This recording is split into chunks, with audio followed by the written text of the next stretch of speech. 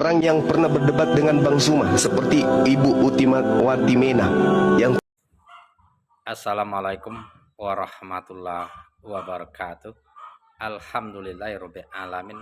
Allahumma sholli ala sayyidina Muhammad wa ala ali sayyidina Muhammad. Selamat siang. Salam toleransi yang masih belum menggunakan akal dan logikanya sebagaimana yang dijelaskan oleh Bang Zuma, bahwa umat Islam lah yang mengedepankan akal dan logika. Baik, Bang Zuma izin stage ya. Salam semangat berjuang fisabilillah. Mudah-mudahan Bang Zuma istiqomah, diberi kekuatan dan dilindungi oleh Allah Subhanahu wa taala hingga akhir hayat, tetap berjuang menegakkan kebenaran agama Allah, yakni Islam. Inna dina indallahil Islam. Baik, di dalam videonya Bang Zuma menjelaskan bahwa seorang ibu yang tadinya disebutkan namanya dulu pernah debat sama Bang Zuma dan meninggal dalam keadaan agama Kristen. Seandainya dia bisa hidup kembali, pasti dia akan menjelaskan benarlah apa yang dikatakan Bang Zuma. Wahai Kristenku, benar yang mereka katakan bahwa agama yang hak itu di sisi Allah adalah Islam. Lebih kurang begitu maknanya secara eksplisit. Dan mereka, kalaulah agama menghalalkan segala cara, semua makanan itu halal, maka apa bedanya dengan ajaran setan atau iblis di Taman Eden, katanya. Saudaraku, apa yang dijelaskan oleh Bang Zuma itu tidak terlepas dari referensi, data, dalil yang terpercaya dan bisa dipertanggungjawabkan, baik khususnya di dalam Al-Quran, hadis Nabi Muhammad SAW, ataupun di dalam Bible sendiri. Ketahuilah, Yesus ya manusia, dia anak manusia, dan dia tidak maha segalanya. Sementara Allah adalah bukan manusia, dan dia bukan anak manusia, dia maha segalanya. Kenapa kita menjadikan Yesus sebagai sesembahan? Ketahuilah, sebagaimana dijelaskan oleh Bang Zuma, hidup ini adalah ujian. Ketika kita tidak menggunakan akal dan logika, maka kita akan terperangkap, akan terjerumus kepada hal-hal yang hina dina. Sebagaimana Allah Subhanahu wa taala berfirman, laqad khalaqnal insana fi ahsani taqwim. Sesungguhnya manusia adalah ciptaan Allah yang paling sempurna, baik dari segi bentuk tubuh, keindahan, akal, pikiran, fisik, dan lain sebagainya. Maka barang siapa tidak mampu menggunakannya dengan sebaik-baiknya demi keselamatan dunia dan akhirat, tidak menghambakan diri kepada Sang Pencipta yang sesungguhnya, maka pada akhirnya akan ditempatkan yang paling hina. Summa rodaknahu asfala safilin.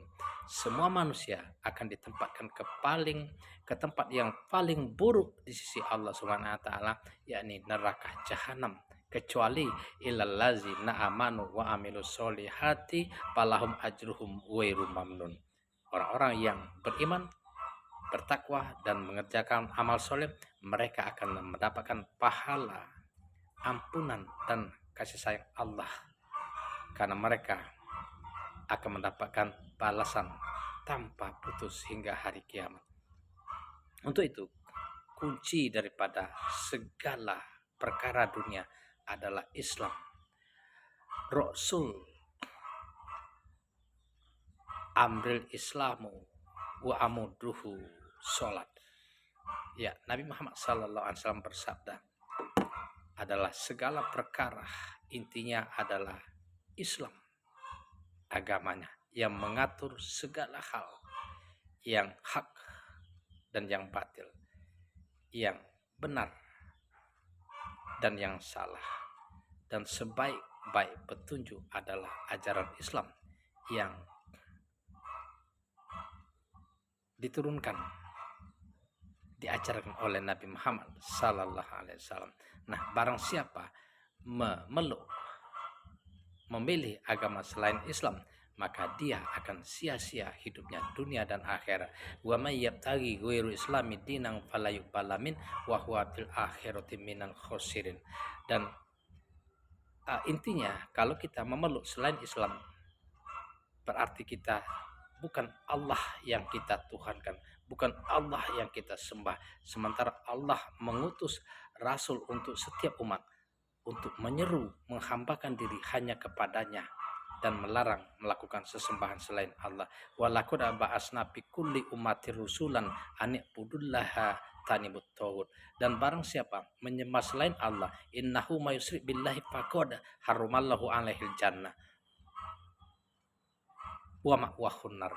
Barang siapa melakukan sesembahan selain Allah, tidak diampuni. Innallaha la yaghfiru ayyushraka bih. Diharamkan masuk surga karena tidak diampuni dan tempatnya di neraka dan kekal di dalamnya. Sekali lagi, itulah agama Allah, bukan untuk mencampuri iman dan kepercayaan orang lain, tetapi yang benar adalah Islam di sisi Allah, mulai dari Nabi Adam alaihissalam hingga Nabi Muhammad sallallahu alaihi wasallam, itu mentauhidkan Allah, tiada Tuhan selain Allah. Termasuk Yesus Kristus sendiri mengatakan, dialah Allah Tuhanku dan Tuhanmu. Dia sendiri tidak pernah mengklaim akulah Tuhan, akulah Allah, maka sembahlah aku. Sementara dia menjelaskan bahwa dia adalah seorang utusan yang dia ajarkan intinya di dalam Injil, innallaha huwa rabbi wa rabbukum fa'buduhu hadza siratul mustaqim.